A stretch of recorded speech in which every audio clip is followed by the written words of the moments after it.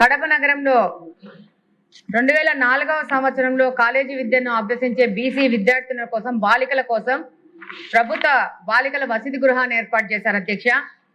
ఈ భవనానికి 20 సంవత్సరాలుగా సొంత భవనాలు లేవు అధ్యక్ష. అద్దె భవనాల్లో ఈ యొక్క హాస్టల్ నడుపుతున్నారు అధ్యక్ష. దాదాపు 130 మంది బాలికలు intermediate, degree, nursing, post graduate చదువుల కోసము సుదూర ప్రాంతాల నుంచి వచ్చి ఇక్కడ ఆశ్రయం పొందుతున్నారు అధ్యక్ష.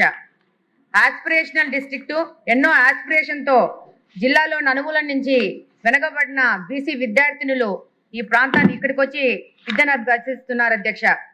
దురదృష్టం ఏంటంటే అధ్యక్ష, అద్దె చెల్లించకపోవడం వల్ల అకాడమిక్ ఇయర్ మధ్యలో కూడా యజమానులు హాస్టల్ ఖాళీ చేయించిన సందర్భాలు కూడా ఉన్నాయి అధ్యక్ష.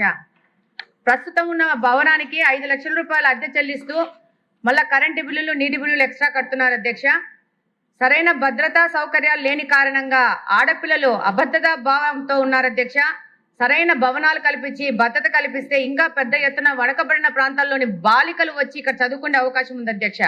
మంచి స్థాయికి చేరుకునే అవకాశం ఉంది అధ్యక్ష. 2 సంవత్సరాల నుంచి మినిస్టర్ గారికి డిఆర్సీ మీటింగ్ లో కానీ అనేక పర్యాయాలు ఈ యొక్క బీసీ హాస్టల్ యొక్క పరిస్థితి వివరించడం జరిగింది అధ్యక్ష. అద్దె భవనము కూలిపోయే పరిస్థితికి వచ్చి ఇప్పుడే ఈ మధ్యనే 1 నెల 2 నెలల క్రితము ఈ భవనాన్ని మార్చి మా ఇంటి వెనక ఒక భవనాన్ని తీసి బాలికలను పెట్టే పరిస్థితికి ఈ యొక్క బీసీ హాస్టల్ వచ్చింది అధ్యక్ష. దాదాపు 22 సంవత్సరాల క్రితము మెట్రిక్ హాస్టల్ మంజూరైనా కానీ సరైన భవనం లేక విద్యార్థులు బాలికలు అవస్థలు పడుతున్నారు అధ్యక్ష. మరొకసారి మీ ద్వారా మంత్రి గారి దృష్టికి తీసుకెళ్తున్నాం అధ్యక్ష. కడపకు మంచి ప్రభుత్వ పరిధిలో సొంత భవనంతో బీసీ హాస్టల్ ఏర్పాటు చేయవలసిన అవసరం ఉంది అధ్యక్ష. తద్వారా బీసీలకు సాయం చేసుకునే పరిస్థితి ఉంటుంది అధ్యక్ష.